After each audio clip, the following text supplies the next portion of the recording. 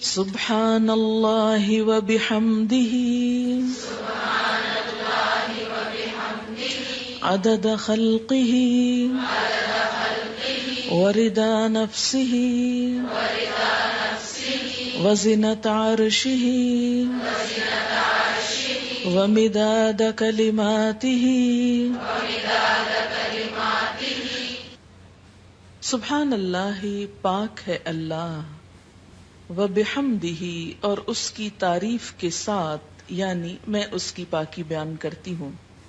عدد خلقہ، اس کی مخلوق کی تعداد کے مطابق، کے برابر. عدد گنتی، تعداد. خلق بمعنی مخلوق، یعنی جتنی اس کی مخلوق ہے، اس کی جتنی تعداد ہے، جتنی اس کی کریشن ہے، ان سب کی تعداد کے برابر، گنتی کے برابر. وردا، اور رضامندی، نفس ہی، اس کے نفس کی، یعنی اس کے نفس کی یا اللہ تعالی کی ذات جس چیز پہ راضی ہے اور جتنی تعریف پہ راضی ہے اتنی تعریف کرتی ہوں.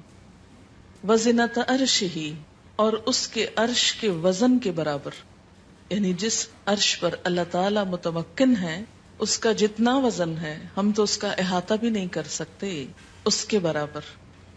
ومداد، اور سیاہی، کلمات ہی، اس کے کلمات کے لکھنے کی. یعنی قرآن پاک میں آتا ہے کہ اگر سارے سمندر سیاہی بن جائیں اور اتنے ہی اور بھی، اور سارے درخت قلمیں بن جائیں اور اللہ کے کلمات، اس کی تعریف لکھی جانے لگے تو سارے سمندر خشک ہو جائیں، لیکن اللہ کی باتیں کبھی ختم نہ ہوں. تو اس لیے اس کے کلمات یا اس کی باتیں لکھنے کے لیے جتنی سیاہی چاہیے اس کے برابر. یہ مسنون تسبیح ہے اور بہت ہی خوبصورت. چند لفظ ہیں لیکن ایک بندہ مومن کے دل کے اندر اللہ تعالی کی محبت کے لیے، اس کی عظمت بیان کرنے کے لیے جو اس کے جذبات ہیں اس کی ایک عکاسی ہے.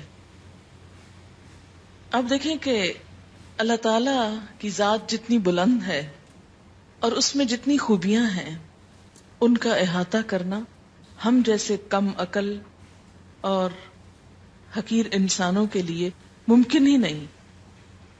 نہ وہ ہماری عقل میں سما سکتا ہے، نہ ہمارے تصور میں، اور نہ ہی ہماری اتنی زندگی ہے، نہ ہماری اتنی قوت ہے، نہ اتنی طاقت ہے، مجال ہے کہ ہم واقعی اس کی تعریف کا حق ادا کر سکیں. اس کی تسبیح کائنات کی ہر چیز بیان کر رہی ہے. وَإِن مِّن شَيْءٍ إِلَّا يُسَبِّحُ بِحَمْدِهِ، کوئی چیز ایسی نہیں جو اس کی تسبیح نہ کر رہی ہو. وَلَٰكِن لَّا تَفْقَهُونَ تَسْبِيحَهُمْ، لیکن تم ان کی تسبیح کو سمجھتے نہیں ہو. سَبَّحَ لِلَّهِ مَا فِي السَّمَاوَاتِ وَمَا فِي الْأَرْضِ، تسبیح کر رہی ہے اللہ کی ہر وہ چیز جو آسمانوں میں ہے، ہر وہ جو زمین میں ہے.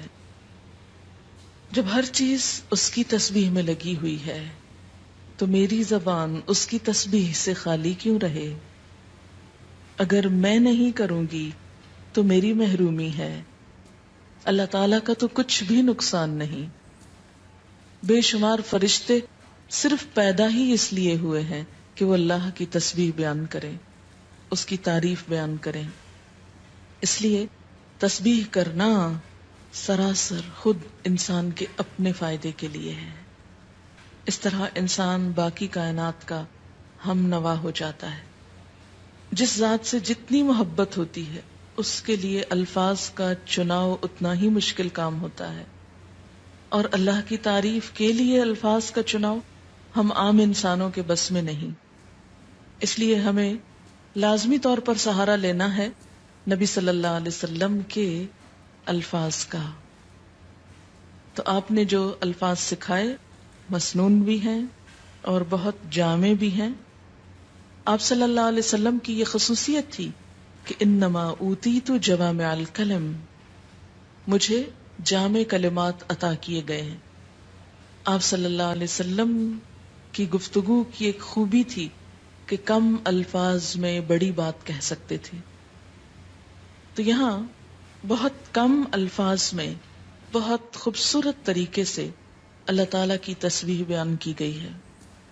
تو جب بھی آپ دعا مانگنے لگیں تو اس سے پہلے اگر یہ چند لفظ بول لیں تو دعا کا وزن اور قبولیت اور اس کی خوبصورتی بڑھ جائے گی. اب دیکھیں کہ دعا کے شروع میں اور آخر میں تسبیح پڑھنا اور درود شریف پڑھنا یہ ایسا ہی ہے کہ جیسے کسی کو کچھ دینے کے لیے آپ ایک خوبصورت جیسے گفٹ پیپر ہوتا ہے یا اچھا کوئی برتن ہو سکتا ہے یا کوئی بھی چیز جس میں آپ کوئی چیز ڈال کر دے رہے ہیں. مثلا آپ نے ایک خوبصورت خط لکھا اور گندے سے انویلپ میں ڈال کے دے دیں تو وہ تاثر کیسا ہوتا ہے؟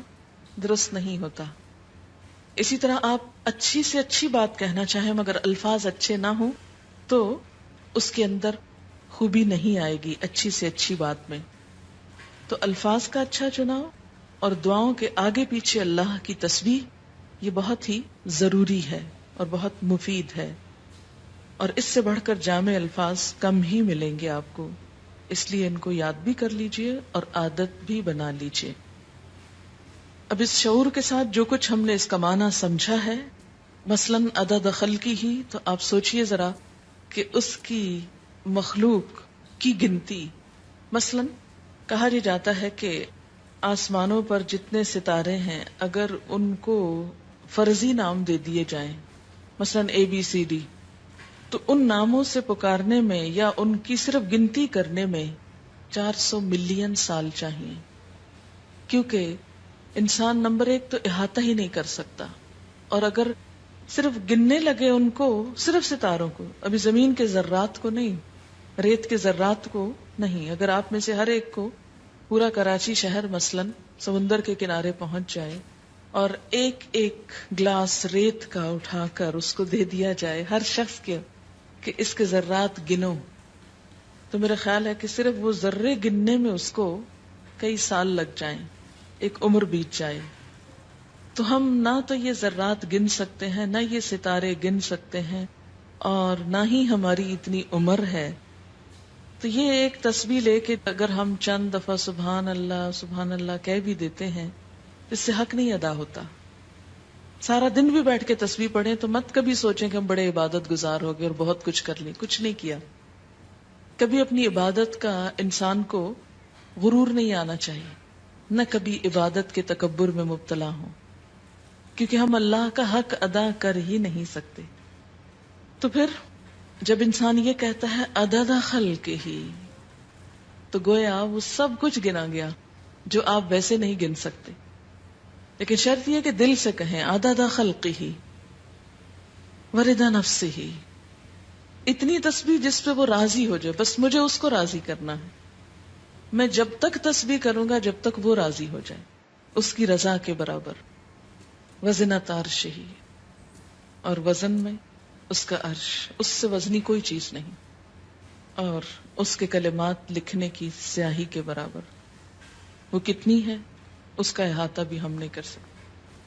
اب آپ دیکھیں لیکوڈ بھی آ گیا اور ایبسٹریکٹ چیز بھی آ گئی اور ٹھوس چیز بھی آ گئی، یعنی ہر چیز کا ایک طرح سے احاطہ کیا گیا. اب اس تصور کے ساتھ تسبیح پڑھی. سبحان اللہ و بحمدہ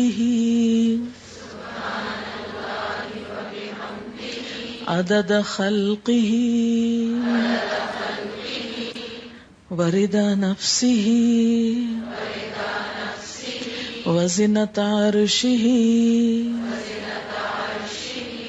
ومداد کلماتہ